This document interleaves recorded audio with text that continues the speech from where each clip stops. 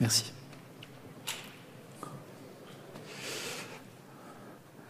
Bien, donc deuxième partie de cette présentation sur l'API Collection. Là, on s'est intéressé un peu à ce qui s'était passé avant. Maintenant, qu'est-ce qui va se passer demain? Alors, quand on parle de l'avenir, l'avenir, il est toujours très facile à prévoir, en fait, quand il a déjà eu lieu. C'est un vieux précepte que tous les voyants connaissent très bien. Et il se trouve qu'en fait, l'avenir JDK8, on l'a déjà, même s'il n'est pas tout à fait à l'heure, un petit peu en retard. On a quand même déjà une bonne idée de ce que va devenir l'API Collection en JDK8. Ce qui est sûr, c'est que cette API, elle est quasiment entièrement réécrite pour la deuxième fois de sa vie. Donc la première fois, c'était à l'occasion de l'introduction des types paramétrés, des génériques. Et elle est réécrite notamment pour prendre en compte ces nouveaux patterns qui sont offerts par l'arrivée des lambdas. Alors le but de cette partie, c'est pas de présenter complètement ce que sont les lambdas, parce que d'abord c'est quelque chose de très complexe, et puis qui touche d'autres choses que l'API Collection, mais plutôt de montrer l'impact de l'introduction des lambdas sur les nouveaux patterns qu'on va pouvoir utiliser dans Java Util Collection. On va se prendre un petit bin Java, bien simple, une classe personne, avec un nom et puis un âge, et puis des getters, des setters. Puis on va prendre une liste de personnes, une array-list, on ne va pas mettre beaucoup de personnes dedans, donc on peut se contenter de la taille par défaut de cette array-list. Et puis la première chose que je vais vouloir faire, excusez-moi, la première chose que je vais vouloir faire dessus, c'est calculer la moyenne d'âge de ces personnes. Je suis en Java 2, non pas en Java 2 parce qu'il y a des génériques, donc je suis en Java 5 ou 6. Qu'est-ce que je fais? Je fais une boucle, j'accumule l'âge dans une variable, dans un entier, et puis pour éviter d'avoir une nulle pointeur exception qui m'éclate à la figure, je fais un petit test, et puis je calcule la moyenne, et puis je retourne la moyenne, et puis voilà, je suis content. C'est comme ça que je fais. Si je veux calculer la moyenne d'âge de mon ensemble de personnes uniquement pour les personnes qui ont plus de 20 ans, j'ai besoin d'un compteur un peu intermédiaire, parce qu'il va falloir que je compte ces personnes-là, je peux pas le faire directement. Donc pareil, j'accumule l'âge dans ce champ somme, et puis quand j'ai fini, je divise somme par ce compteur que j'ai entretenu au fur et à mesure de la traversée de ma collection, toujours avec le test, pour faire attention que ce truc me claque pas une nulle pointeur exception. Bon, ça c'est un pattern finalement qui est valide depuis 20 ans, parce que je l'ai écrit avec un for each, c'est une syntaxe Java 5, mais j'aurais pu l'écrire avec un itérateur normalement, d'ailleurs c'est comme ça que ça se passe en interne.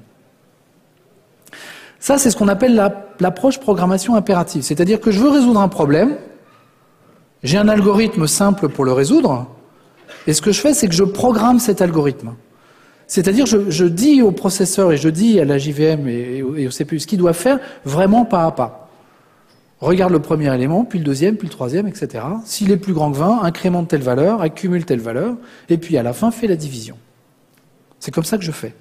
Ça, finalement, c'est assez contraignant parce que je ne peux pas vraiment optimiser ce truc-là. Enfin, plus exactement, si je veux optimiser ce truc-là, c'est à moi de le faire. Je ne peux pas le confier, notamment à la JVM ou au processeur. Qu'est-ce que j'aurais écrit en SQL? J'aurais écrit probablement quelque chose comme ça. Prends-moi tout ce qu'il y a dans la table personne où l'âge est supérieur à 20 et calcule-moi la moyenne. La différence qu'il y a entre le code que je viens d'écrire en Java, où je dis de façon très besogneuse, fais ci, fais ça, etc., du début jusqu'à la fin. Et ce truc-là, c'est que là, tout ce que je fais, c'est que je décris un résultat. Je dis, voilà, sors-moi un entier, et puis je veux que cet entier, ses propriétés, ce soit celle-là. C'est pas du tout la même approche que la programmation impérative. Finalement, si j'analyse un peu ce qui se passe en SQL, je prends la table personne, je regarde la colonne âge de cette table personne, je regarde uniquement les âges qui sont supérieurs à 20, et puis j'en calcule la somme. Alors la moyenne, c'est un peu compliqué parce qu'il faut que je fasse une division. Donc on va dire que la moyenne, c'est égal à la somme. C'est pas tout à fait vrai, mais bon, il y a juste un facteur quelque chose entre les deux, donc c'est pas un drame.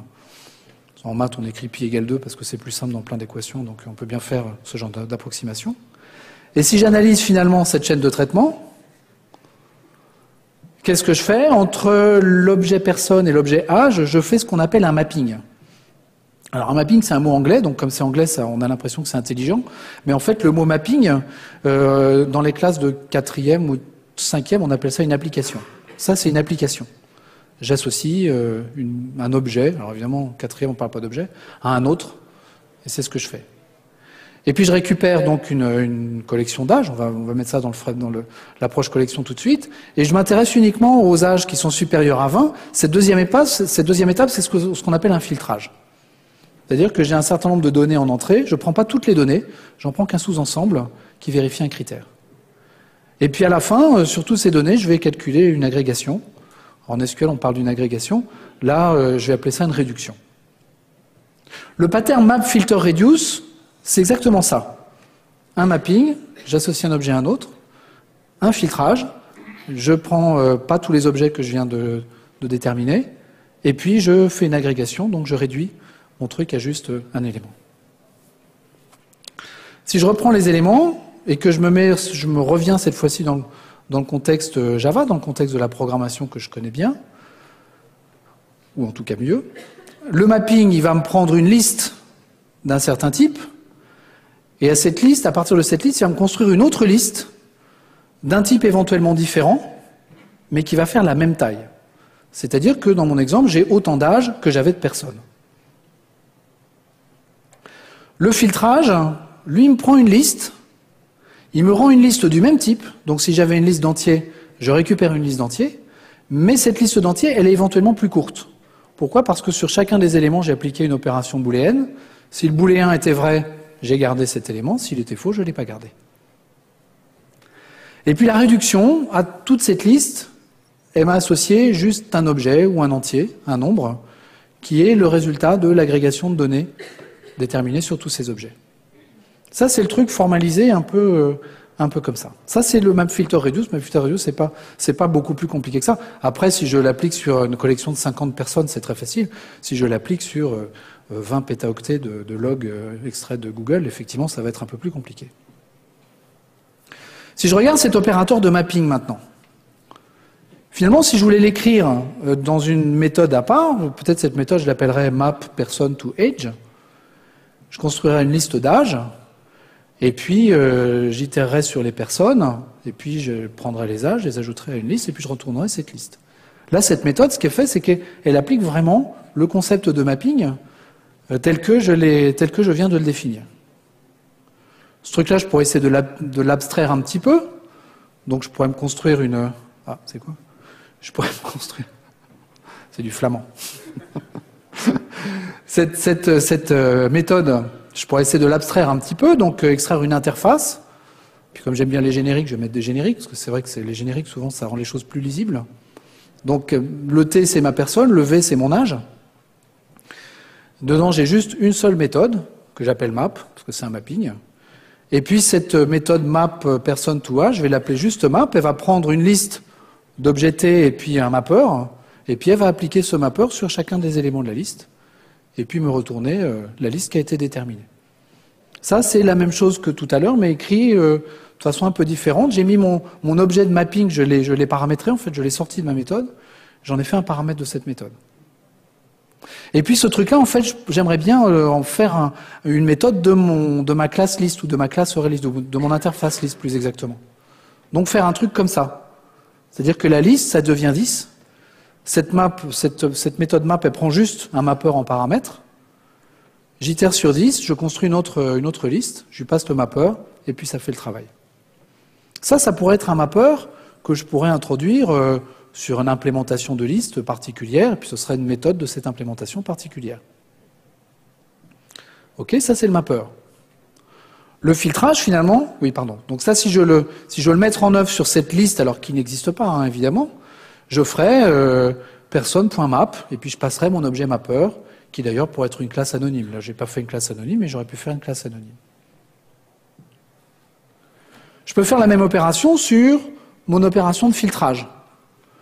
Pour cette opération de filtrage, filter age, je vais voir que je vais pouvoir construire un prédicat. Donc ça, c'est la méthode telle qu'elle est exécutée non paramétrée. Mais finalement, cette méthode-là, je peux également la paramétrer avec une instance de prédicat, qui serait une nouvelle interface que je me créerais. Un prédicat, ça prend en paramètre un objet, puis ça me retourne un booléen. À partir de ça, je vais pouvoir faire un filtrage.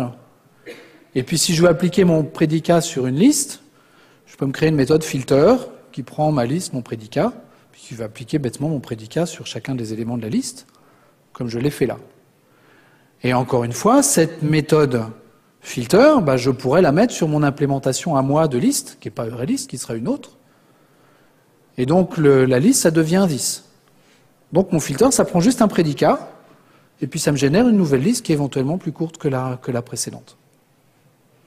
Et mon pattern, je continue, je me crée ma liste de personnes, je me crée ma liste d'âge en passant mon mappeur d'âge, je filtre cette liste d'âge parce que je m'intéresse qu'aux gens qui ont plus de 20 ans, en passant une instance de mon prédicat, âge prédicat. Encore une fois, j'aurais pu également le faire avec une classe anonyme. La réduction, c'est un petit peu plus délicat parce qu'en fait, j'ai besoin de faire une accumulation. Je prends deux éléments, j'en fais un, puis j'en rajoute un troisième, je le fais, ça me crée une espèce d'arbre de réduction. C'est un petit peu moins évident. Mais finalement, je pourrais l'écrire comme ça en accumulation, et je peux également écrire une interface reducer qui me prend deux éléments et qui me les réduit sur un troisième, enfin qui me le réduit sur le résultat, et puis appliquer ce reducer sur l'intégralité de ma liste. De cette façon-là, alors pareil, cette méthode reduce, je pourrais la mettre sur ma nouvelle implémentation de liste que je suis en train de construire, et ça deviendrait quelque chose comme ça. Alors là, sur la réduction, j'ai un petit problème de calcul, c'est que mon opération de réduction, il faut qu'elle soit associative. Alors qu'est-ce que c'est que l'associativité ? C'est pareil, c'est quelque chose qu'on voit au collège, mais qu'on oublie assez vite. Ça veut dire que si je réduis A et B, et que je le réduis avec C, j'ai le même résultat que si je réduis A avec la réduction de B et de C. Alors pour la somme, ça marche, mais pour le carré de la somme, par exemple, ça marche un peu moins bien. Puis si je fais de la trigo ou des logs ou des trucs comme ça, ça va pas bien fonctionner non plus. Alors ce problème d'associativité, on va le revoir un peu dans la suite, je vais le redire.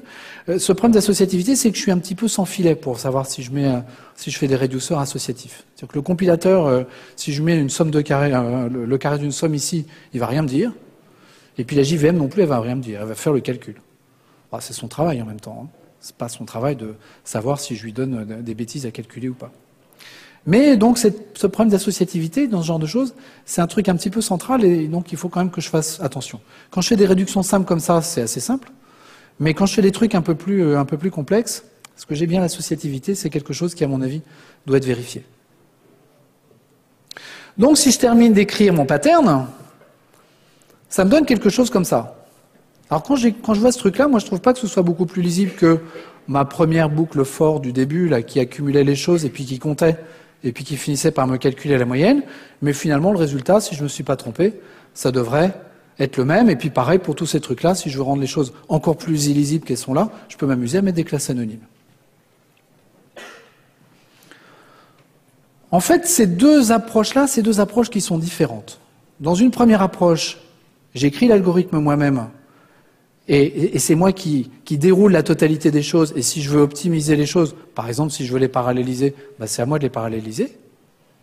Et puis dans la deuxième approche que je viens de vous montrer, je me crée des opérateurs, je les donne à mon implémentation de liste, là c'est moi qui l'ai écrite parce qu'elle n'existe pas, donc c'est à moi de le faire. Mais l'intérêt c'est que si un jour je veux optimiser mon implémentation de liste, j'ai pas besoin de toucher à mes opérateurs, et j'ai pas non plus besoin de toucher au code appelant. Donc je peux faire évoluer mon implémentation de liste, indépendamment du code qui m'appelle, et je vais gagner des perfs parce que il y a 10 ans j'avais un cœur, aujourd'hui j'en ai 40, et que donc je vais pouvoir paralléliser les choses, typiquement. Donc je laisse le soin à l'API, c'est ça l'idée, je laisse le soin à l'API de calculer le résultat. Je donne des opérateurs, et c'est les API qui l'utilisent pour les appliquer sur ma collection, et elle l'utilise un petit peu comme elle veut. Et ça autorise des optimisations, non seulement des optimisations avec le parallélisme, mais pas seulement. Des optimisations algorithmiques également. Parce que les algorithmes, ça progresse aussi. Si je regarde la nouvelle API collection, en fait, elle implémente un peu l'idée que je viens de vous décrire. J'ai une nouvelle méthode qui apparaît dans l'interface collection, qui est la méthode stream. Alors j'en ai plusieurs autres, mais la principale, celle qui est à mon avis le nœud du truc, c'est une méthode stream. Cette méthode stream, si elle est là, c'est parce qu'on l'y a mise, bien sûr, mais c'est parce qu'en fait, elle introduit un nouveau concept dans l'API collection, et un concept qui, en fait, mérite de porter son propre nom, et je pense qu'on parlera de l'API stream, si ce n'est déjà le cas. un jour ou l'autre. Le seul problème, c'est que pour modifier l'interface de collection, j'ai besoin de modifier toutes les implémentations de l'interface de collection qui existent, EureList, LinkedList, etc., et également les interfaces tierces. Et donc, pour pouvoir modifier l'interface collection, il a fallu introduire des nouveaux concepts dans le langage de façon à éviter de tout casser. Avec quelqu'un qui est dans la salle, qui, devant un jug assez célèbre, a dit « on a niqué les API ». C'est peut-être pas complètement faux. Il a fallu changer les interfaces Java, mais non pas les interfaces au sens où je rajoute des méthodes dans les interfaces, la sémantique de l'interface Java. La sémantique de l'interface Java a été modifiée. Et je ne sais pas qui c'est, a cassé les interfaces en Java. On va arrêter d'utiliser des mots un peu grossiers.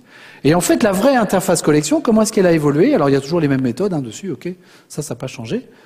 Et si on regarde le code source, en fait, maintenant, j'ai ce truc-là. Public default, stream up, peut-être certains de parmi vous ont déjà vu cette syntaxe. C'est-à-dire que je peux rajouter des méthodes dans les interfaces Java, et là, c'est dans l'interface collection, mais évidemment, c'est dans toutes les interfaces Java. J'ai le droit de rajouter des méthodes, et dans ces méthodes, j'ai le droit de mettre une implémentation par défaut. Et les mots-clés, c'est public default. Voilà.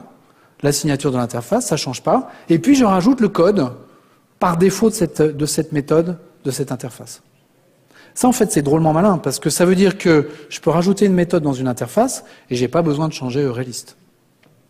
EureList, en Java 8, continue à compiler, quand bien même j'ai rajouté cet élément de syntaxe à l'intérieur de l'interface collection. Donc ça veut dire que je peux mettre du code dans les interfaces, donc ça veut dire qu'il y a pas mal de bouquins sur Java qui vont devenir obsolètes, et accessoirement de poly exactement, donc merci quand même aux gens qui ont fait ça.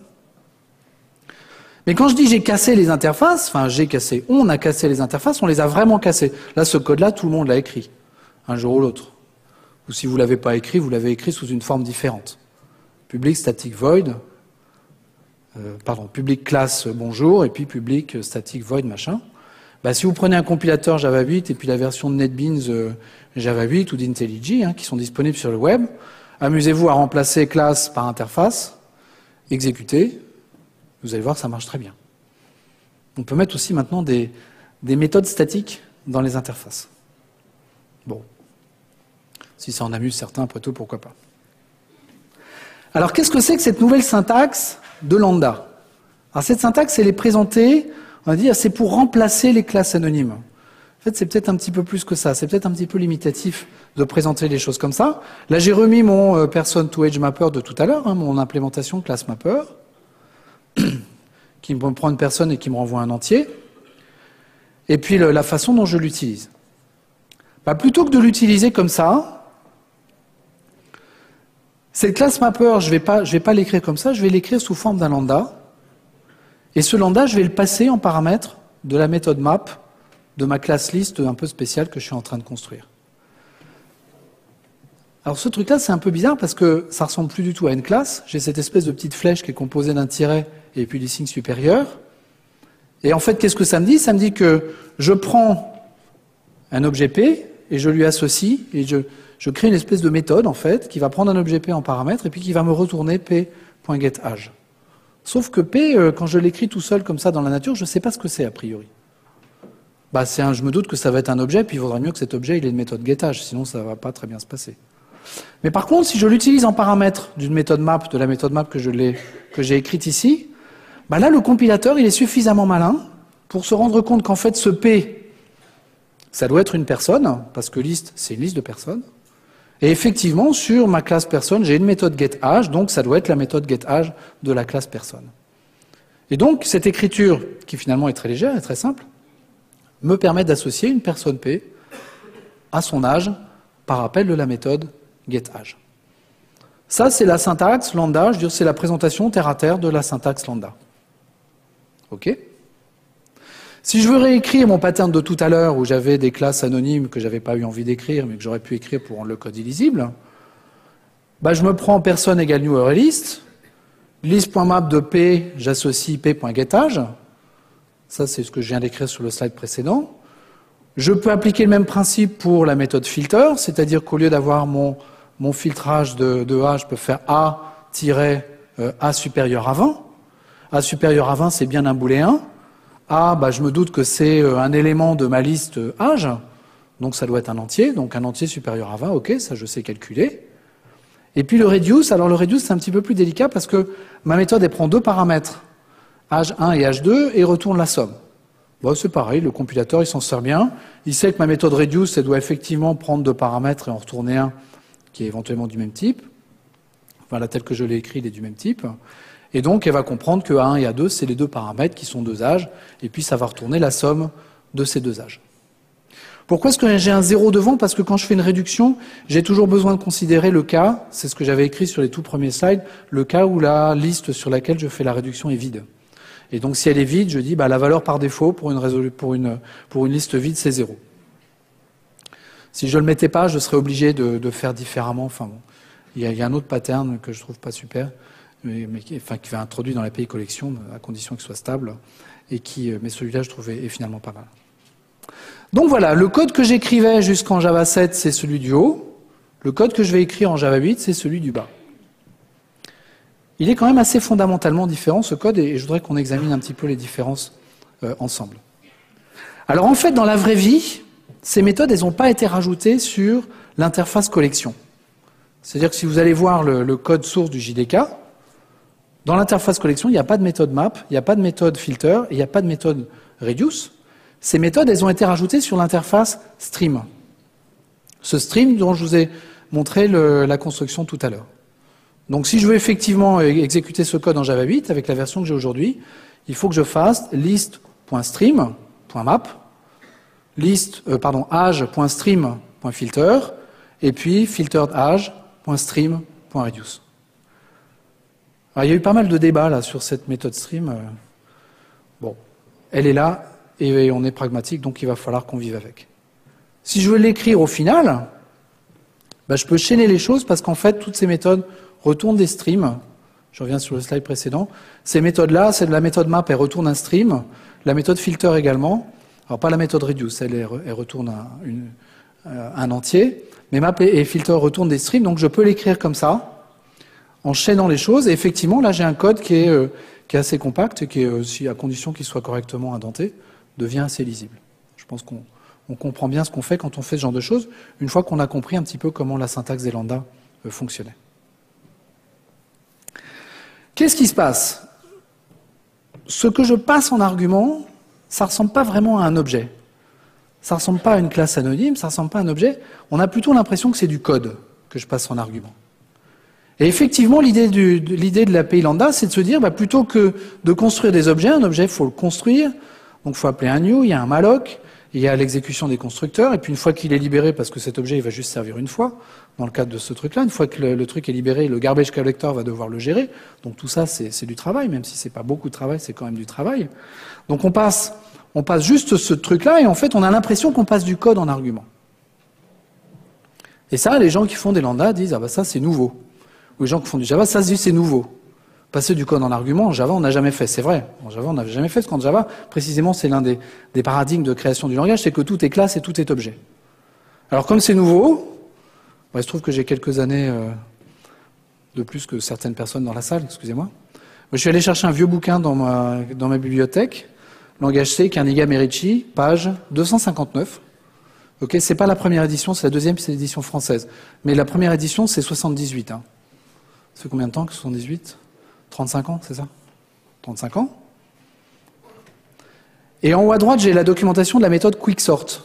Quicksort, c'est la méthode qui fait du tri. Et qu'est-ce que j'ai en paramètre de cette méthode quicksort? J'ai cette espèce de truc qu'on appelle toujours en C, enfin pour ceux qui font encore du C, un pointeur vers une fonction.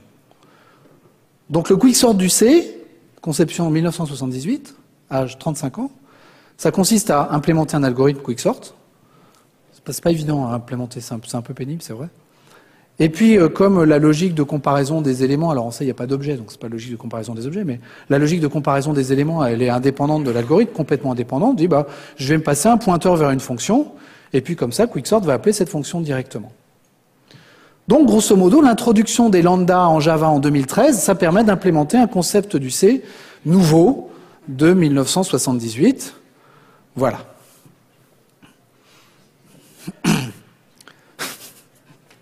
Excusez-moi. Alors maintenant, on se pose la question, donc cette espèce de bout de code là, de syntaxe, P, espèce de machin bizarre. En plus, je ne sais pas si vous savez, mais il y a des gens qui se sont battus sur cette syntaxe-là. Ils voulaient mettre un égal à la place du tiret, et il y a des débats homériques, hein, il y a des traces là-dessus sur Internet, parce que l'Internet conserve tout, sur des gens qui sont presque insultés, ils disent « Ah mais non, il faut absolument être égal supérieur. Mais non, tiret supérieur, c'est bien mieux. » Allez-y les mecs, amusez-vous. Comment modéliser un lambda? Première question, est-ce que c'est un objet? Parce que j'ai quand même besoin d'un modèle en Java. Si c'est plus une classe, c'est plus un objet, j'ai besoin d'un objet. Est-ce que c'est un objet? Est-ce que je peux mettre un lambda dans une variable? Parce que mine de rien, ma méthode map, va quand même falloir que je lui donne une signature quelque part. Il va falloir que je lui dise, attention, ce que je prends, c'est un type. C'est un type. Donc un lambda, ça doit avoir un type. J'ai besoin de lui donner un type. Tout Java est construit là-dessus.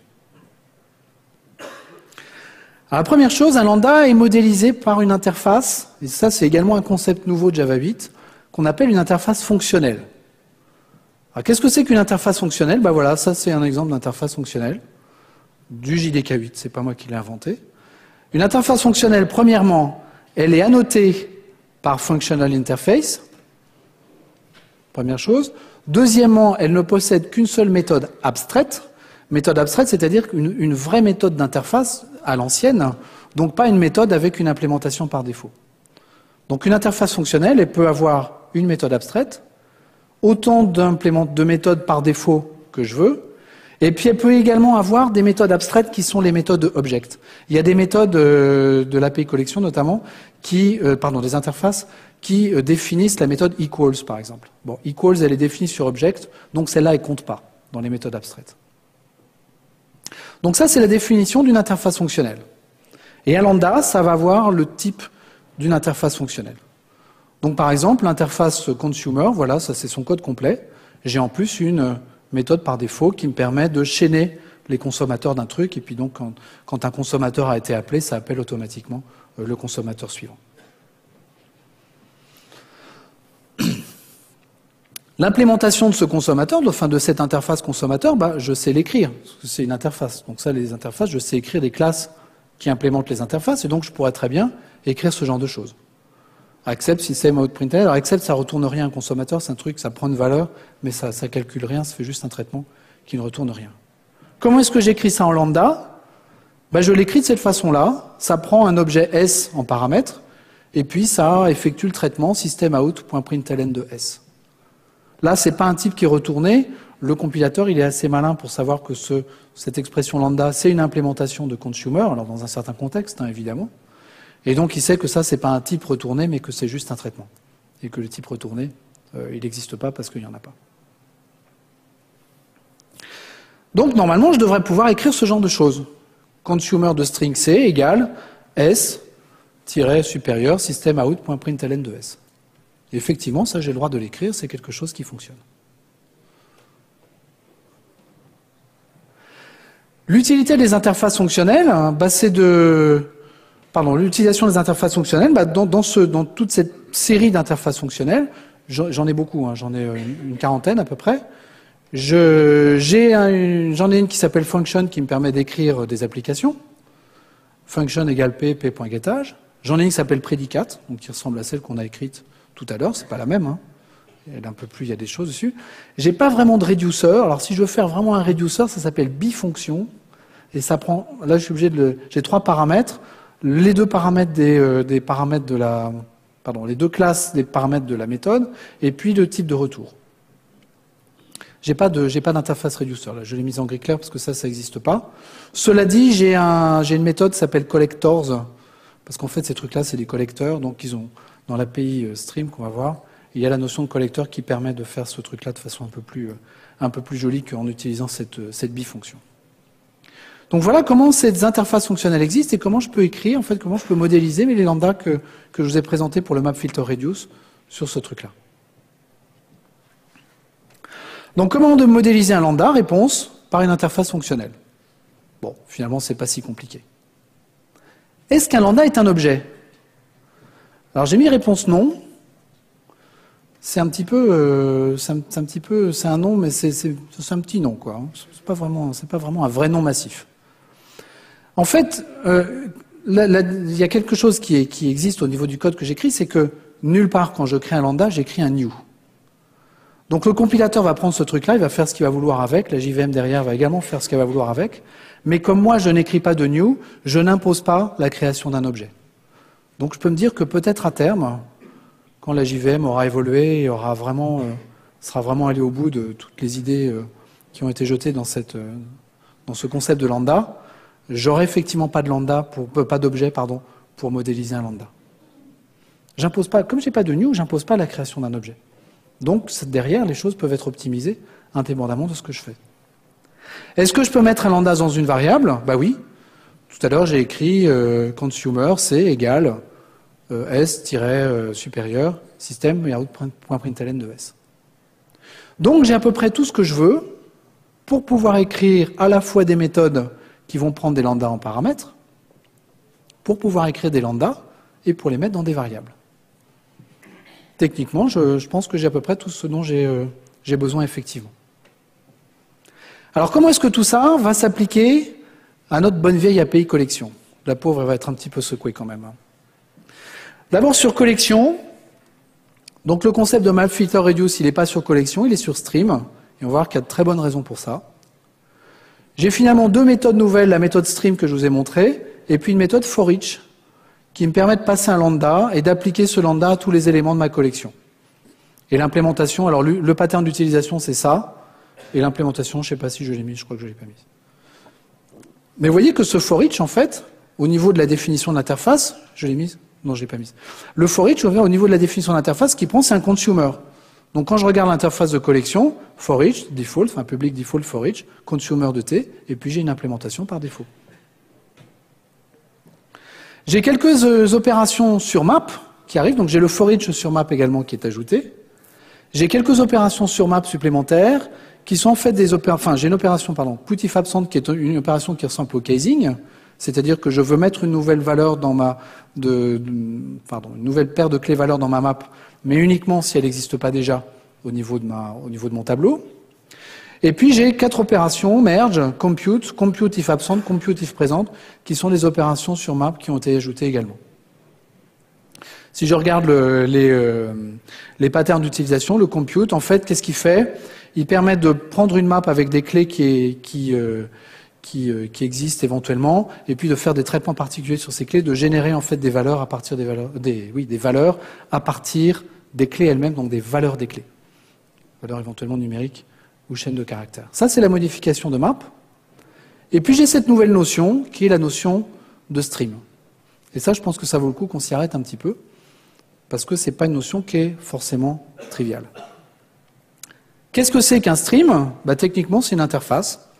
C'est une interface paramétrée, donc on va parler de stream de caractères, par exemple, un peu comme on parle d'une liste de chaînes de caractères, plutôt, c'est l'exemple du slide. Ces nouvelles notions, un stream, c'est quelque chose qui se construit sur une source. Et cette source, ça peut être différentes choses, comme on va le voir, éventuellement même des choses qui n'existent pas à la construction de ce stream, ou tout du moins qui sont vides, qui sont juste déclarées.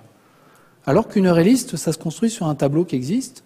Une liste chaînée, j'ai cet élément qui est la tête de la liste, et puis une map, ça se construit également sur un tableau. Là, le stream, c'est pas le cas. Sur quoi est-ce que ça peut se construire? Sur une collection, ok. Sur un itérateur, ça c'est quelque chose d'un peu plus abstrait qu'une collection. Sur un tableau, je pense que ça c'était un peu nécessaire. Ou sur une source d'entrée-sortie, et typiquement une socket, c'est quelque chose, je ne sais pas ce qui va arriver par cette socket. Je ne connais pas le rythme de ce qui va arriver, je ne connais pas le volume, et je ne sais même pas si un jour ça va s'arrêter, ou si ça va continuer ad vitam aeternam. Donc c'est quelque chose qui est beaucoup plus général qu'une collection. 3 principes, plus un 4e qu'on va voir dans la suite, sur un stream. Premièrement, un stream ne stocke pas d'informations, différence d'avec la collection qui, elle, stocke les informations sur lesquelles elle travaille. Deuxièmement, un stream ne modifie pas sa source. C'est normal si c'est une source qui est en lecture seule ou si c'est une source d'objets qui m'arrivent mais qui sont destinés à être jetés, ça ne servira à rien de les modifier. Donc ça veut dire qu'un stream prend une source et crée un autre stream.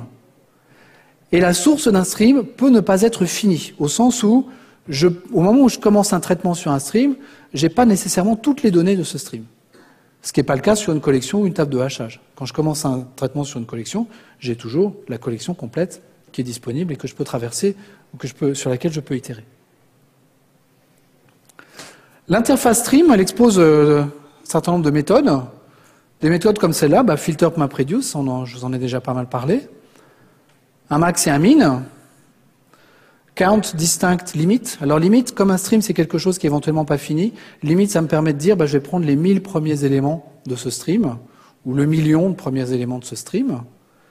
J'ai une méthode flatmap. Alors une méthode flatmap, ça c'est un truc qui permet par exemple de transformer une liste de chaînes de caractères en liste de caractères. Ça permet d'aplatir toutes les données. Et puis j'ai une méthode for each, la même que celle que j'ai sur collection ou sur liste. Ça, c'est le premier paquet de méthodes de stream. Et puis, j'ai ces 4 autres méthodes, all match, any match, find any et find first. Si je prends le find any, par exemple, trouve-moi n'importe quelle valeur, si c'est des entiers, un stream construit sur un tableau d'entiers, ça j'ai le droit de faire ça. Find any, donne-moi le premier entier supérieur à 20. La différence fondamentale entre ces méthodes-là et les méthodes précédentes, c'est que ces méthodes-là, je n'ai pas forcément besoin d'explorer la totalité de mes données pour trouver un résultat. Alors que dans les méthodes précédentes, max et min, si je veux le max d'une collection ou d'un stream, j'ai besoin d'examiner la totalité des données pour déterminer le max. Là, j'en ai pas besoin. Ça, c'est plutôt pas mal, parce qu'au niveau de l'implémentation, ça veut dire que je vais pouvoir m'arrêter, éventuellement, avant d'avoir exploré toutes mes données.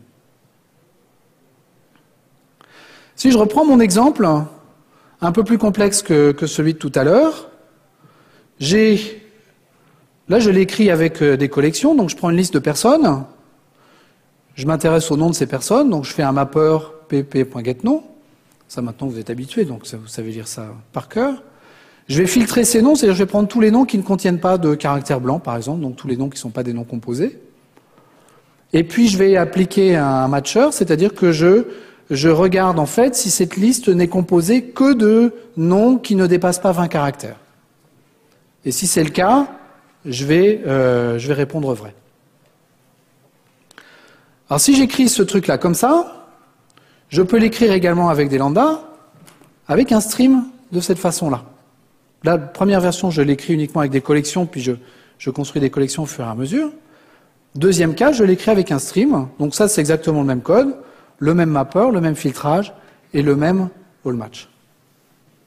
Le fonctionnement de ces deux, alors ce premier bloc de code et de cette ligne de code avec les lambdas est fondamentalement différent. Parce que le stream, comme il n'est pas obligé de fonctionner, comme il n'est pas obligé d'observer tous ces éléments, alors que ma liste de noms construite à partir de ma liste de personnes, n'importe qui peut aller la regarder. Ma liste de noms filtrés, n'importe qui peut aller la regarder, on dit qu'elle est observable. Et mon booléen à la fin, celui-là, n'importe qui peut le regarder aussi.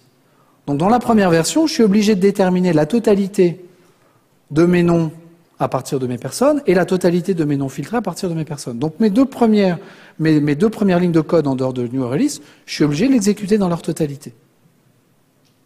Si je regarde la troisième ligne de code, le stream, personne ne peut récupérer de référence dessus. Un stream ne modifie pas sa source, il génère un autre stream, donc ça, il est purement interne à cette ligne de code.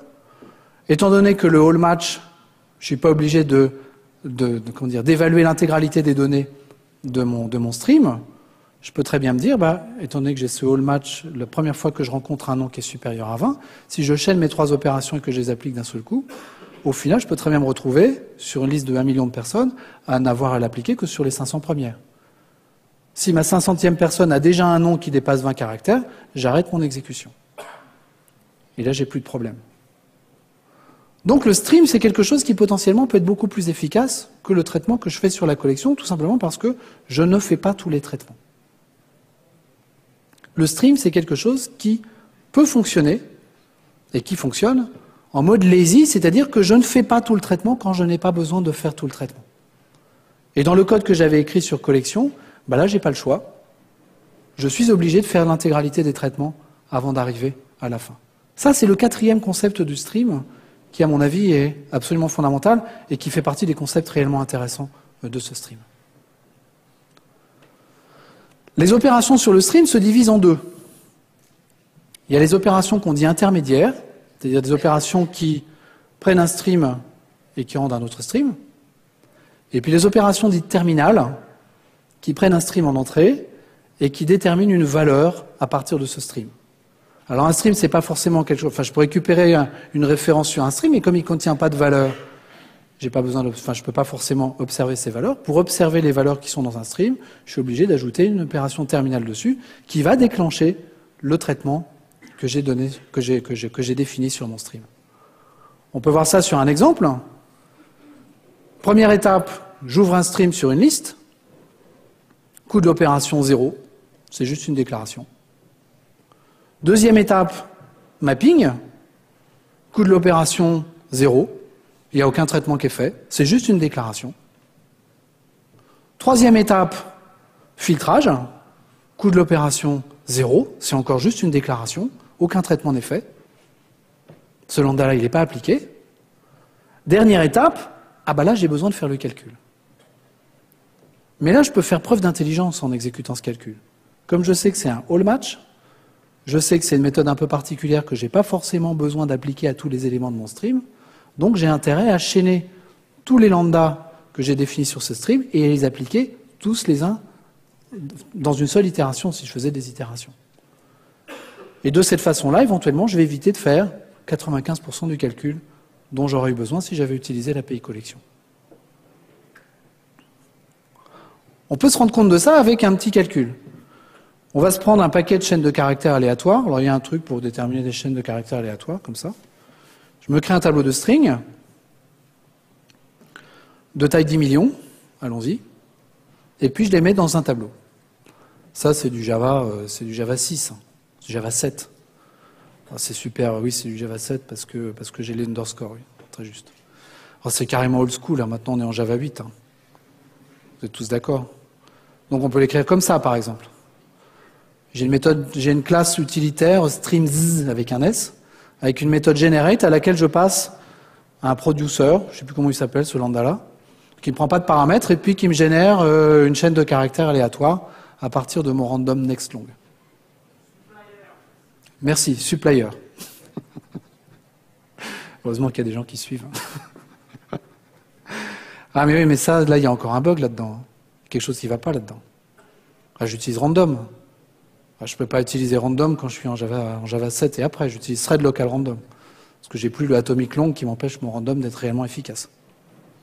Voilà, donc ça c'est mon stream. Et puis sur ce stream, qu'est-ce que je vais faire? Bah, je vais commencer par faire un substring dessus. Donc je génère tout un tas de chaînes de caractères aléatoires, 10 millions. Et puis sur chacune de ces chaînes de caractères, je vais couper à 10 caractères. Donc ça, c'est le mapping. Je vais m'intéresser, le limite, je vais m'intéresser qu'aux 10 millions premières chaînes de caractères, parce que là, mon truc, en fait, il n'a pas de limite. Et puis, je vais faire un tri. Je vais trier ce truc-là. Quicksort. Boum. 10 millions de chaînes de caractères, ça devrait occuper un petit peu mon processeur pendant au moins quelques secondes. Temps d'exécution, 4 millisecondes. 10 millions de chaînes de caractères, 10 millions de variables aléatoires tirées, 10 millions de substrings, 4 millisecondes. Pourquoi? Pourquoi c'est si rapide? C'est magique. Ben, c'est si rapide parce qu'il n'a rien fait. Qu'est-ce que j'ai fait? Premier truc, un mapping, j'ai rien fait. Deuxième truc, premier truc, génération, je ne l'ai pas faite. Le mapping, je ne l'ai pas fait. La limite, je ne l'ai pas exécuté. Et comme je n'ai pas de données, le sort, je ne l'ai pas fait. Je rajoute une opération terminale, toArray. Donc cette fois-ci, je rends mon stream observable puisque je le mets dans un tableau. N'importe qui va pouvoir lire ce tableau. Temps d'exécution, 14 secondes. Là, je pense que j'ai fait quelque chose. Là, il s'est passé quelque chose. Ce stream, il était en mode lazy. Il n'a rien fait. Alors pourquoi est-ce que c'est un stream? Et pourquoi c'est pas une collection? Pourquoi les méthodes map, filter, reduce sont sur stream et ne sont pas sur collection? Alors on lit beaucoup de choses sur le net, sur les blogs, un peu partout. Hein, parce que le net a cet avantage, c'est que n'importe qui peut s'exprimer. L'inconvénient, c'est que n'importe qui s'exprime. Elle a été facile. Alors, première raison, pour conserver une interface collection simple. D'accord ? Deuxième raison, pour éviter que les implémentations existantes ne compilent plus. Franchement, j'y crois pas. Troisième raison, parce que c'est plus élégant. Franchement, il n'y a rien de plus subjectif que l'élégance pour quelqu'un qui écrit du code. Mon code, il est élégant, le vôtre, il est pourri. Ça, c'est quand même la règle de base que tout le monde applique, ce qui veut dire que mon code est toujours le code pourri de quelqu'un d'autre. Dernièrement, parce que c'est plus concis. Alors là, ça, c'est vraiment la tarte à la crème du développement. Quand j'ai besoin de 15 lignes pour expliquer quelque chose, si j'en mets que 2, à mon avis, ça va être incompréhensible. Mais si j'ai besoin de 2 lignes pour expliquer quelque chose, et si j'en mets 15, ça sera aussi incompréhensible. Donc la concision, c'est vraiment n'importe quoi. Bon, ça, c'est du bullshit. J'ai mis une grosse croix rouge dessus, je pense que ça se voit. Pourquoi est-ce qu'on a besoin d'une nouvelle interface? Tout simplement parce qu'on a un nouveau concept. Et mettre un nouveau concept dans une interface qui existe, enfin pour moi, ça n'a pas de sens. Une interface est censée modéliser un concept. J'ai un nouveau concept, je crée une nouvelle interface. Ce nouveau concept, c'est quoi? C'est le fait que le stream peut être construit sur des choses qui sont beaucoup plus riches, bien différentes d'une collection. Une collection, c'est construit sur un tableau ou sur une liste chaînée. Un stream, ça peut être construit sur une entrée-sortie. Et deuxièmement, un stream, ça fonctionne en mode lazy, alors qu'une collection, par nature, ça ne peut pas fonctionner en mode lazy. C'est pas fait comme ça. Et surtout, étant donné que je fonctionne en mode lazy et que tout ce que je fais, c'est que je donne des lambdas à manger à des méthodes, je vais pouvoir optimiser ces streams de façon fondamentale. Et la première des optimisations que je vais pouvoir, évidemment, c'est le parallélisme. On parlait de tarte à la crème, en voilà une deuxième. Le parallélisme, tous ces traitements que je donne et que je pousse, étant donné que tout ce que je dis, c'est « applique-moi ce mapping à cette source », le stream derrière va pouvoir implémenter les choses comme il a envie de les implémenter. De toute façon, personne ne peut voir ce qu'il fait, puisque ce n'est pas observable. Et la première chose, donc, c'est le parallélisme. Et, alors ça, on peut se demander pourquoi les gens ont fait ça, mais bon, ils l'ont fait. J'ai non seulement une méthode stream sur l'API collection, mais j'ai aussi une méthode parallèle stream, qui va me dire, ce stream, il a le droit de fonctionner en parallèle, il a le droit d'utiliser tous les cœurs que je me suis achetés, d'ailleurs pour pas grand-chose, parce que ça coûte plus grand-chose maintenant. Et donc, le traitement que je vais appliquer sur ce truc-là, plutôt que de le faire en série, je vais pouvoir le faire en parallèle. Et ça, c'est bien. Parce que le code parallèle, c'est pas évident à écrire. C'est touchy, c'est délicat.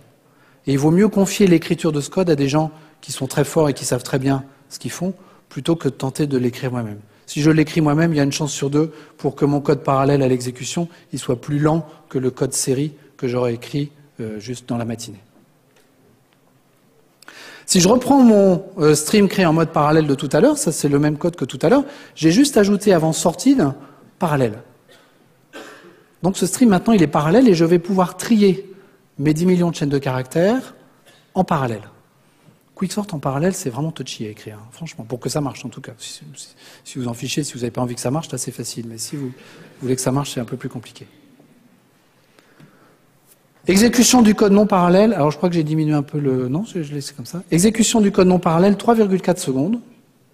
Exécution du code en parallèle sur 8 cœurs, 0,9 secondes.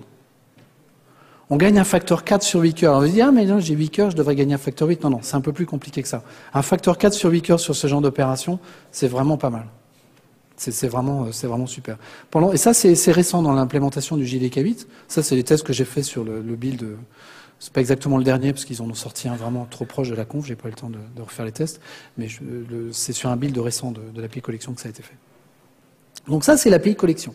C'est la nouvelle API collection qui me permet de générer ces streams. Au niveau de l'implémentation, alors là, c'est assez joyeux. Il y a des choses vraiment pas évidentes à l'intérieur. Il y a une nouvelle notion qui arrive, qui est la notion de splitterator. Voilà. Et un splitterator, c'est c'est un truc qui ressemble un peu à un itérateur, seulement comme un stream, c'est pas observable et c'est éventuellement pas fini. Je peux pas transposer exactement les notions de l'itérateur sur le splitterator.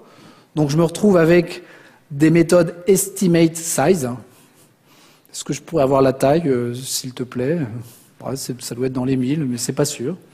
C'est normal parce que le stream il n'est pas fini, donc éventuellement ce que je vais bien avoir un buffer ou un truc comme ça à l'intérieur, mais je vais pas pouvoir tout donner.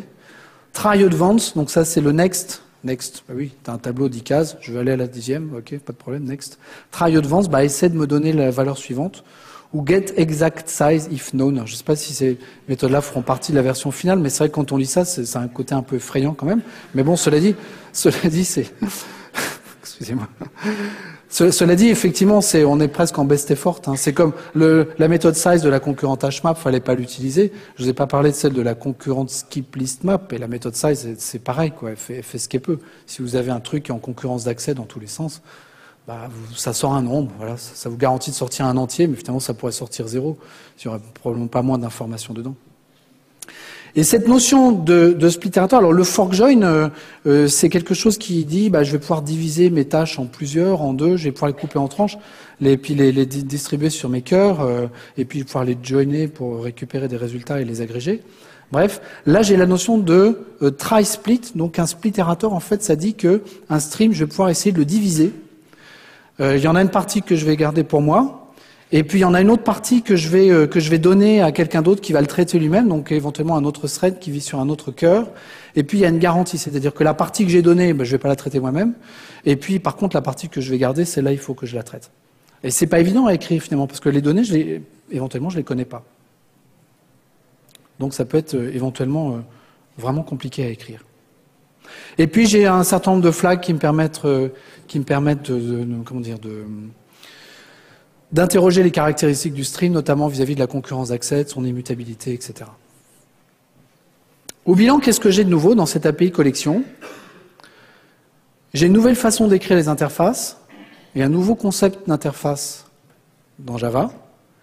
Et j'ai un nouveau concept qui est le concept de lambda.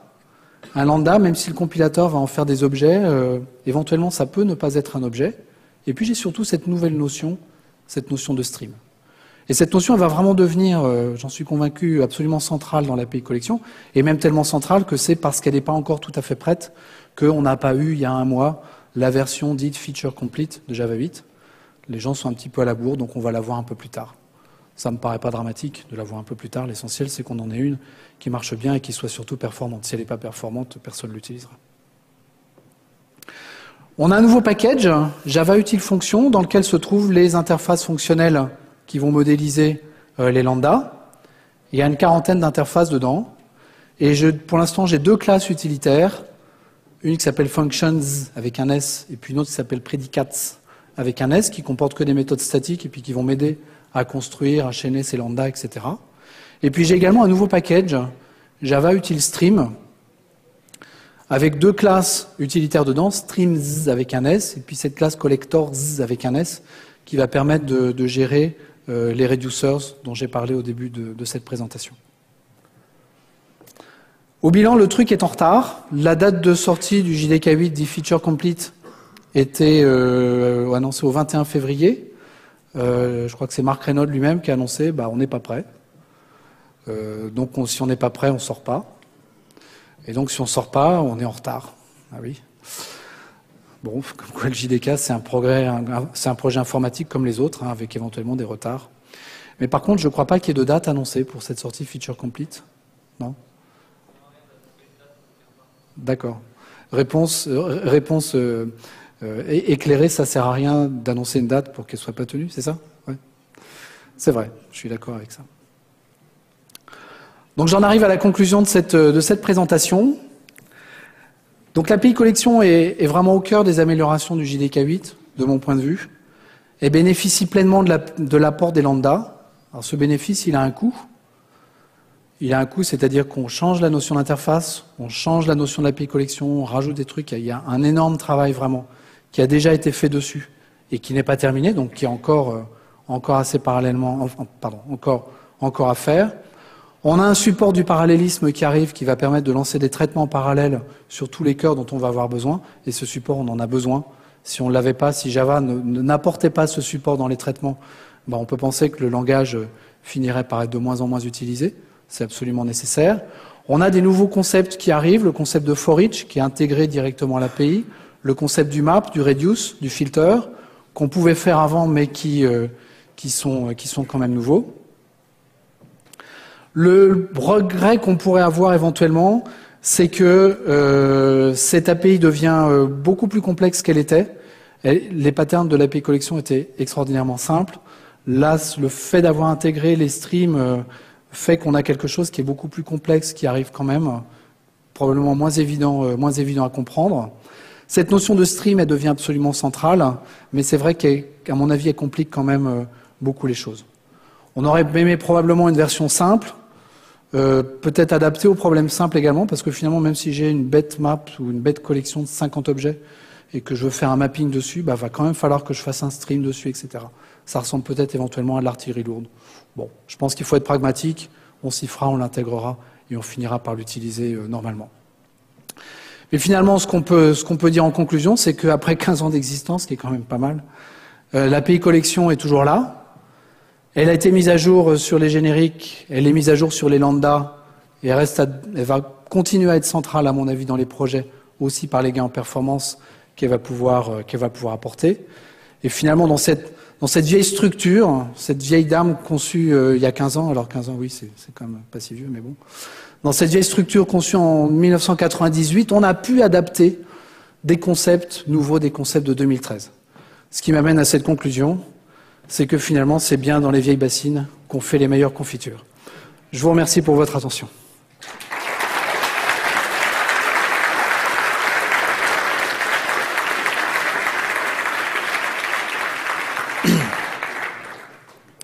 Il nous reste un petit peu de temps, donc si vous avez envie de vous adonner au jeu des questions et à moi des réponses, à moins qu'on fasse le contraire. Oui, s'il vous plaît. Dans un des derniers exemples qui était donné, sur l'exemple où on introduisait le parallélisme, oui. Le parallélisme était mis juste avant le sorted. C'est juste au pif ou c'était volontairement qu'il était positionné en troisième partie et pas dès le début? Alors la question porte sur la position de... Je répète les questions pour l'enregistrement et pour parler. La question porte sur la position de l'appel de la méthode parallèle sur le stream. Franchement, j'ai pas essayé. Honnêtement, je sais pas. Voilà, j'ai pas essayé. T'as une réponse, Rémi? Ouais, ça vient de changer récemment. Ah, ça vient de changer. Maintenant, on peut le mettre soit au début, soit à la fin. Oui. Et c'est pareil? Au niveau de l'implème, c'est pareil?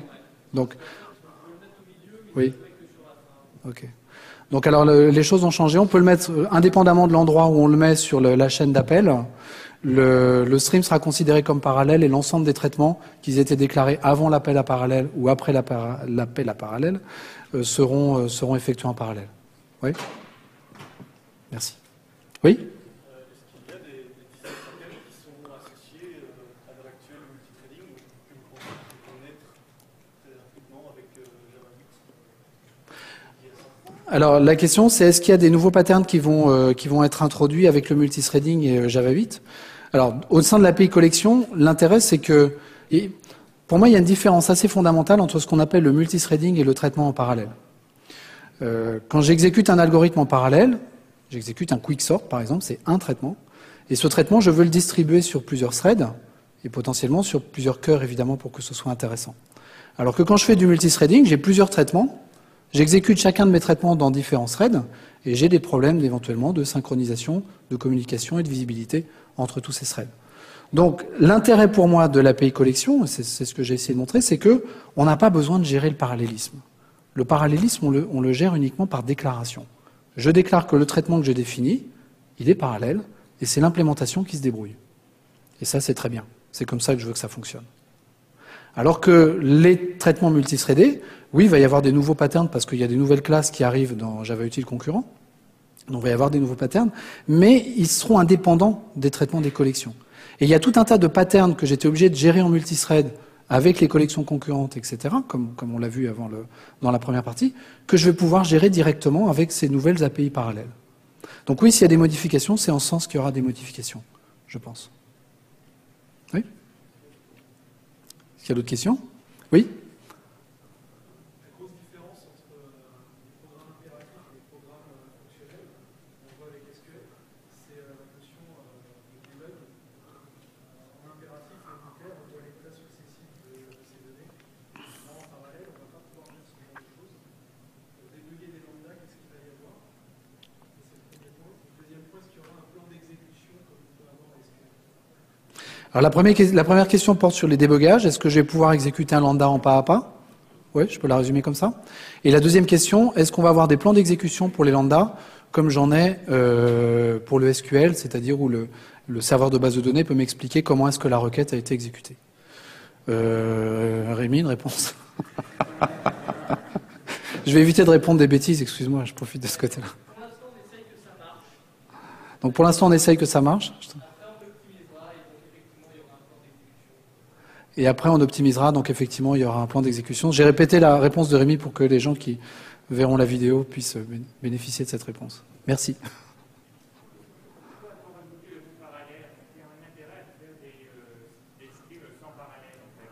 Alors la question est pourquoi a-t-on rajouté parallèle? Est-ce qu'il y a un intérêt de faire des streams sans parallèle?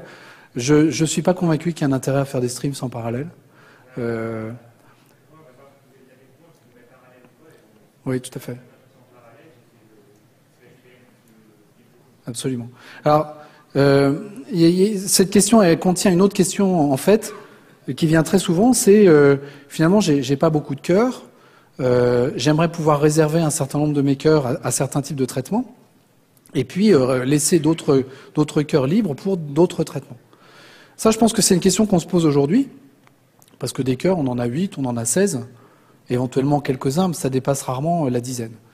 Quand on aura des processeurs avec des centaines ou des milliers de cœurs, et on peut penser que ça arrivera un jour, on se posera plus cette question-là. Les gens qui, dans les années 80, en C, géraient des quantités de mémoire de l'ordre de quelques dizaines de cas, quelques centaines de cas, effectivement, ils réglaient la taille de leur tableau à la case près pour économiser la mémoire et ils faisaient une espèce de micro-gestion de leur mémoire. Aujourd'hui, je pense que la ressource processeur et le nombre de cœurs, c'est une ressource de calcul. Aujourd'hui, elle est encore un petit peu rare, entre guillemets, même si c'est de moins en moins vrai, et donc on a envie effectivement de la micro-gérer. Mais je pense que dans quelques années, cette micro-gestion, on s'en fichera exactement de la même façon qu'on se fiche de savoir si le tableau de 50 cases que j'ai fait, j'en ai réservé 100 pour le stocker ou pas. Donc oui, je pense qu'effectivement, le fait de conserver des traitements de stream en série, c'est pas forcément quelque chose qui sera pertinent dans les années qui viennent. Après, il faut se méfier parce qu'il y a certains algorithmes qui ne sont pas parallélisables et certains traitements qui ne sont pas parallélisables. Donc, il y a peut-être un bémol également vis-à-vis de ce point-là. Oui ?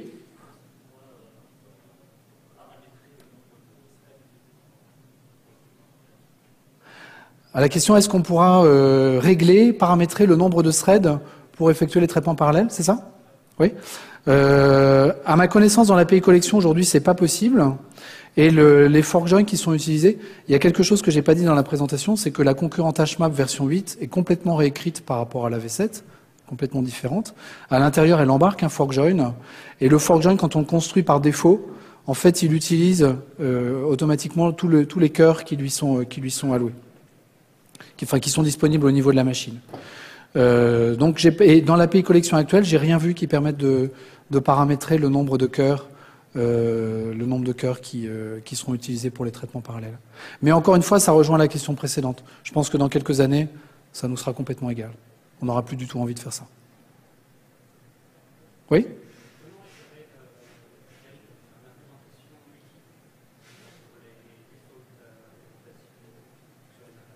Alors, comment est gérée l'implémentation multiple pour les defaults d'interface? Ça, clairement, la bonne personne pour répondre à cette question, c'est Rémi Forax qui est ici. Et je vous invite à aller sur Parlaise voir la présentation qu'il a faite ici même l'année dernière et qui parle de ça vraiment en détail. Il y a une autre également sur Parlaise aussi, accès gratuitement évidemment, disponible sur le site de ParisJuck où on a filmé Rémi, où ça est vraiment expliqué tout à fait en détail. Mais ces points sont parfaitement gérés au niveau de l'implémentation. Il n'y a pas de problème. Est-ce qu'il y a d'autres questions? Oui?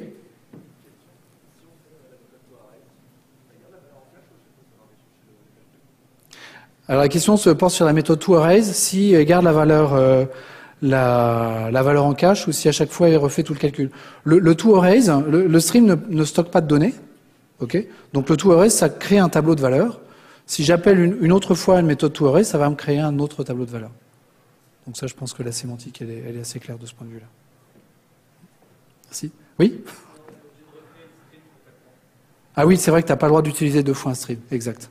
Oui, une fois que j'ai tiré une valeur à partir d'un stream, le stream, il est grillé. Il faut que je recrée un stream complètement. Oui, c'est vrai qu'il y a je ne l'ai pas dit dans les slides. Il faut que je rajoute. Exact. Ce qui fait que ça va créer un autre tableau de toute façon. Je ne peux pas récupérer le tableau existant. Est-ce qu'il y a d'autres questions?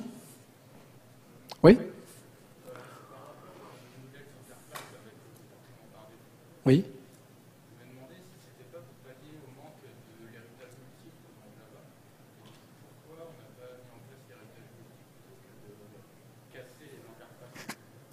Alors la question porte sur les méthodes par défaut dans les interfaces, et plus précisément, est-ce qu'on n'aurait pas mieux fait d'appliquer l'héritage multiple, enfin d'utiliser l'héritage multiple du C++, j'imagine, dans Java? Alors en fait, quand on parle d'héritage multiple, il y a plusieurs héritages multiples. Encore une fois, la bonne personne pour répondre à cette question, c'est la personne qui est assise 1, 2, 3, 4, 5, 6 rangs derrière vous. Et là, il y a une très bonne réponse qui se trouve d'ailleurs sur les vidéos que j'ai citées tout à l'heure. Il y a plusieurs notions d'héritage multiple en Java. L'héritage de type, l'héritage de type, on l'a depuis le début parce qu'une interface peut hériter de plusieurs interfaces. Il y a l'héritage d'implémentation. Cet héritage-là, on ne l'a pas. Et c'est l'héritage qui est compliqué en C++ avec les opérateurs diamants, etc. Oui. Alors ça ne va pas aussi loin que les nouvelles interfaces et les règles de surcharge.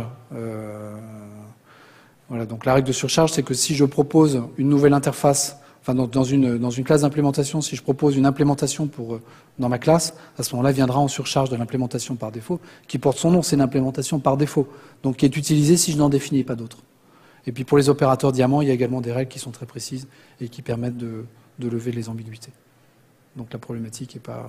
Et donc non, ça va pas. C'est pas la même notion que l'héritage multiple du C++. Les choses ne sont pas allées aussi loin. Oui? Il y a une évolution dans la gestion du JIT par rapport à la version fonctionnelle. Dans la version impérative, on peut monter, dans la version fonctionnelle, ça va être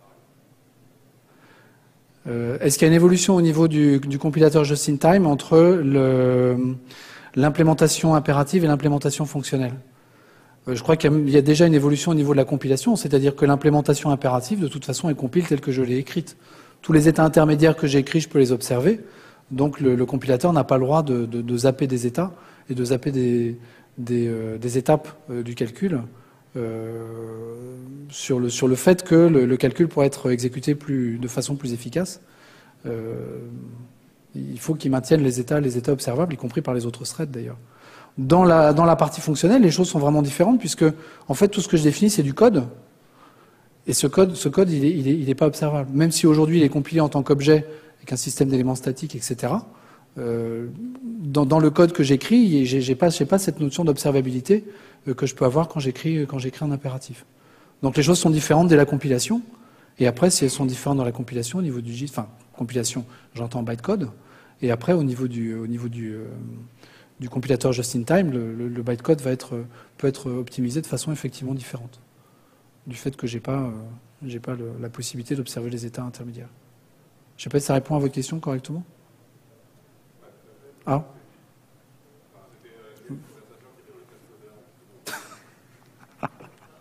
Les cascodeurs.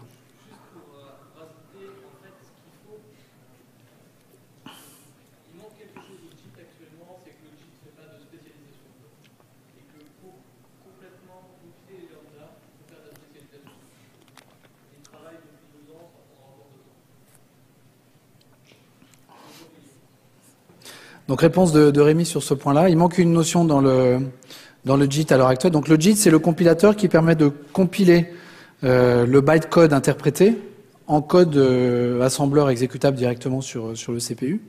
Et donc il manque la notion de spécialisation de code sur lesquels les gens travaillent depuis 2 ans et sur lesquels ils vont encore travailler pendant 2 ans.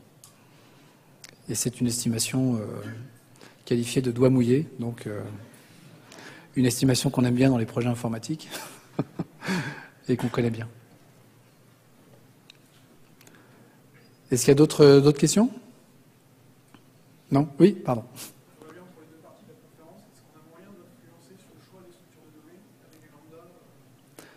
Est-ce qu'on a moyen d'influencer sur le choix des structures de données dans le lambda au niveau de l'API Stream?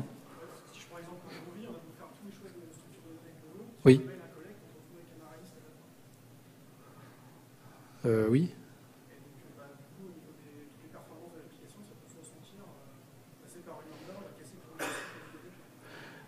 Je suis désolé, j'ai peur de ne pas bien comprendre la question. Si en supposant qu'on ait choisi une structure de données pour des raisons de performance, Oui, on passe par un stream, on va appliquer par exemple un MapReduce dessus, oui. et à la fin on va se retrouver avec une liste, on ne sait pas quel type elle est, et aussi bien ça met en contradiction avec les choix de structure de données qu'on va faire. Alors la question porte sur les choix des structures de données, les performances de ces choix de structures de données et la façon dont les traitements vont être appliqués de façon plus ou moins performante, supposément, en fonction de ces structures de données. Quand je choisis le stream que je vous ai montré en exemple, j'ai fait aucun choix de structure de données. Ce stream, j'ai pas créé de structure de données en entrée. J'ai juste créé un générateur. Le stream a été créé sur ce générateur et j'ai ajouté une méthode limite avec le paramètre 10 millions dedans en disant ce stream, qui est un truc qui est infini, connecté sur un générateur qui ne s'arrêtera jamais sauf si je débranche la machine ou que je quitte le process, je vais m'arrêter au bout de 10 millions d'éléments générés. Et je n'ai fait aucun choix de structure de données. Toute la structure de données est enfouie dans le stream. Et tout ce que j'ai dit à la fin, c'est que le résultat de ce calcul, je veux le mettre dans un tableau. Mais tout le traitement en interne, en fait, ce que j'ai créé, c'est un pipeline de traitement. Du premier traitement, deuxième traitement, troisième traitement. La façon dont ce traitement est appliqué aux données qui sont générées par mon générateur, ça, c'est entièrement la responsabilité du stream. Et je ne veux pas en entendre parler. Et moi, en tant que développeur, je ne veux pas en entendre parler. Je délègue complètement ce truc-là. Et donc, ça va permettre aux gens qui vont, eux, implémenter cette interface stream, de l'implémenter du mieux possible. Et pourquoi pas de changer l'implémentation au fil de la vie du JDK. La concurrente HMAP V8, elle n'a rien à voir avec la concurrente HMAP V7. J'y accède au travers de son interface, donc mon code va continuer à compiler. Il va s'exécuter éventuellement de façon plus performante. Mais moi, en tant qu'utilisateur, je vais bénéficier de ce gain en performance. Exactement la même chose sur le compilateur just-in-time. Le jour où les optimisations qui vont bien du compilateur just-in-time seront présentes, je n'aurai pas à recompilé mon code, je vais en bénéficier simplement en changeant de JVM, en mettant ma JVM à jour. Donc ça c'est quand même un apport extrêmement intéressant, je trouve. Oui ?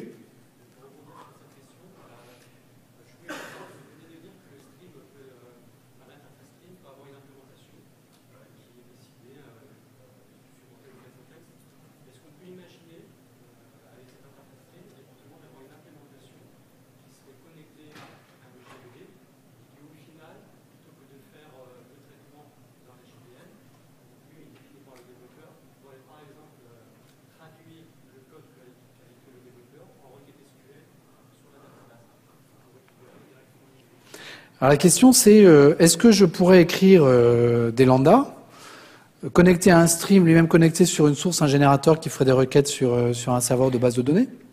Et en fait, ces lambdas pourraient être traduits par le stream en appel de requêtes SQL, de procédures stockées, de choses comme ça.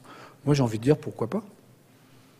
Ce sera peut-être un petit peu sioux à écrire, peut-être un petit peu touchy, mais pourquoi pas? Mon générateur, écrire un générateur qui va faire des select étoiles dans une table, ça, je sais faire. Ça, il n'y a pas de problème. Après, écrire un bloc, le stream va interpréter ce bloc, enfin interpréter au sens conceptuel, interpréter ce bloc comme des opérations à aller lancer directement sur la base de données. Je ne pense pas que ce soit fait dans l'implémentation actuelle. J'en doute. Mais c'est pas la bonne idée. Ah, Rémi dit c'est pas la bonne idée.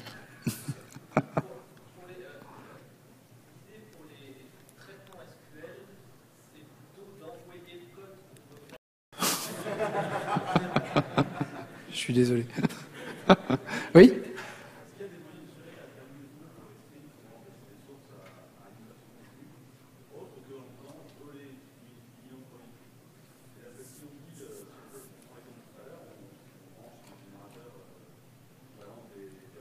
Oui.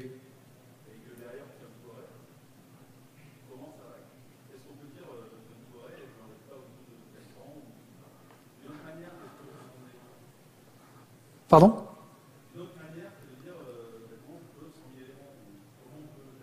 Donc la question, c'est je construis un stream sur une source qui potentiellement n'est pas terminée, et sans utiliser la méthode limite, donc sans le dire, je m'intéresse uniquement aux 1000 premiers éléments, je veux le coller dans un tableau. Comment ça va se comporter ? Je ne connais pas suffisamment l'API précisément pour le dire, mais j'ai quand même un problème parce que je construis un tableau sur un truc qui est éventuellement pas limité, et le stream, je sais qu'il a un état, et dans cet état, j'ai notamment un flag qui me dit s'il est limité ou pas. Donc je perçois bien la possibilité de jeter une erreur si j'essaie de construire un tableau à partir d'un stream qui n'est pas limité.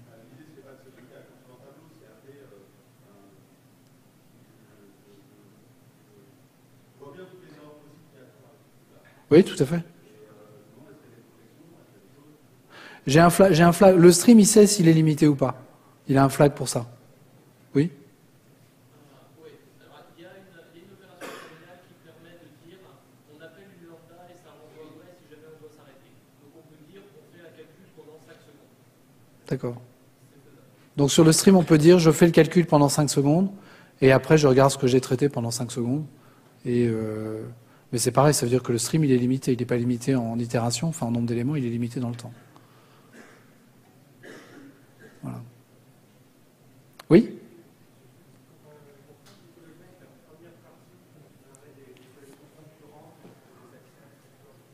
Oui.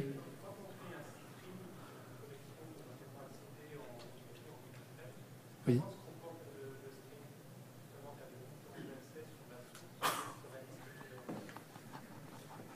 Donc la question, c'est quand je crée un stream sur une collection, cette collection, c'est une collection concurrente, donc qui supporte la concurrence d'accès au niveau de l'ajout.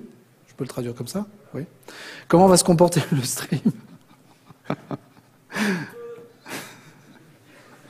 Quelqu'un a un micro pour... pour Rémi. Oui, Rémi, tiens, prends le micro comme ça, ça va enregistrer sur Parlez directement. On va gagner du temps.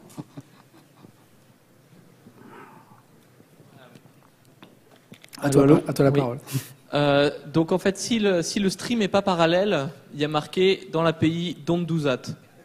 Oui, bah oui, on s'en doute. Même s'il est parallèle, je vois pas la différence. En fait, réellement, si la source n'est pas concurrente, il y a marqué qu'il ne faut pas le faire. Et si la source est concurrente, il y a marqué que c'est au best effort. C'est-à-dire que on peut voir les modifications comme on peut ne pas les voir. Mais comme c'est habituel dans les trucs concurrents, de toute façon, on voit les choses que si les phases de la Lune sont bonnes. Voilà. Est-ce qu'il y a encore des questions pour Rémi ? Oui, il y en a une ici. Je voulais savoir au niveau des streams, est-ce que l'ordre des opérations, telles pour les éclairs, ça a une importance? Et sinon, est-ce qu'il y a un système de int pour des micro-optimisations pour accélérer le traitement? Alors la question, c'est est-ce que l'ordre des opérations, est-ce que l'ordre de la déclaration des opérations sur le stream a une importance, et est-ce qu'il y a un système d'indexation de ces opérations pour pouvoir faire de la micro-optimisation sur ces différentes, sur la façon dont les ordres sont exécutés. Moi, j'ai envie de dire, c'est pas tellement mon problème en fait. Moi, j'ai envie de tout pousser vers l'API Stream, et j'ai envie que l'API Stream elle se débrouille. Peut-être elle réordonnera les choses, peut-être elle les réordonnera pas. Je définis un pipeline, ce pipeline il est passé, et puis l'API Stream se débrouille. Pour moi, c'est vraiment la façon dont cette API est construite, et j'ai pas du tout envie de faire de micro-optimisation. 9 fois sur 10, quand j'essaie de faire de l'optimisation moi-même, dans ce genre de choses, je fais pas d'optimisation, j'empire les résultats. Mais si on fait un map et un filter Oui. qui s'enchaînent, l'ordre est important. Oui. Potentiellement, on ne travaille pas sur les mêmes objets. Absolument. Si je fais certaines opérations qui sont pas réversibles, non, c'est pas ce que je veux dire. Un map et un filter qui s'enchaînent, je vais éventuellement pas avoir la même chose. D'abord, le filter, il opère sur des données en entrée. Si c'est pas les bonnes données, il faut que le mapping soit appliqué avant. Sinon ça va juste pas fonctionner. Donc, mais si je fais un premier filter, puis un deuxième, puis un troisième, je peux peut-être les compacter dans une opération booléenne unique. Peut-être pas dans tous les cas, mais peut-être dans certains cas. Mais ça, pour moi, c'est l'API Stream qui gère ce genre de choses. Voilà. Oui ?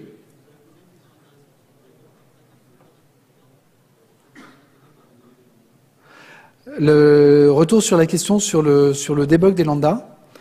Et la réponse de Rémi, c'était que le travail n'était pas terminé à ce niveau-là, que pour le moment, il n'y avait pas grand-chose pour débugger les lambdas, si j'ai bien compris.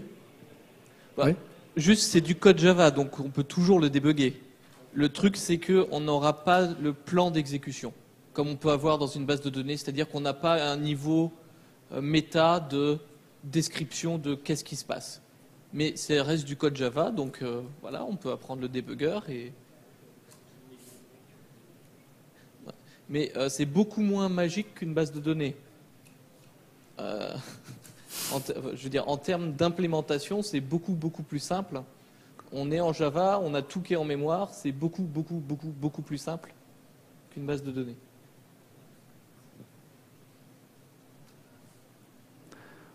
On a peut-être du temps pour une ou deux questions encore. Oui ? Est-ce que c'est sur le chemin d'avoir un langage de requête natif à la Link Est-ce que c'est sur le chemin d'avoir un langage de requête natif à la Link à l'intérieur de Java? Moi, je ne sais pas. Oui. Moi non plus. D'accord. Donc peut-être on a du temps pour encore deux questions, parce que celle-là ne comptait pas, je suis désolé. Oui ?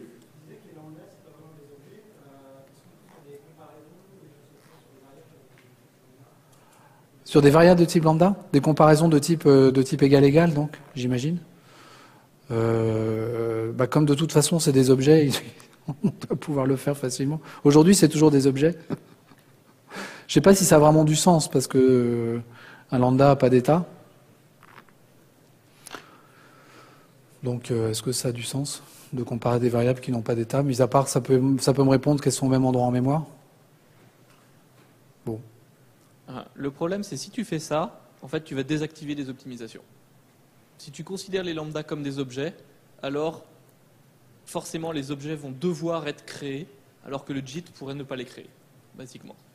Donc en fait, si tu considères si tu les considères comme des objets, par exemple si tu les stockes dans des tables de hachage, si tu fais ce genre de choses-là, alors tu perds les optimisations. On a le temps pour une question encore. Donc il n'y aura pas de dernière question, ce qui est quand même assez amusant quand on parle de l'API Stream. Je vous remercie pour votre attention, pour votre présence, et merci à Rémi pour ses réponses éclairées.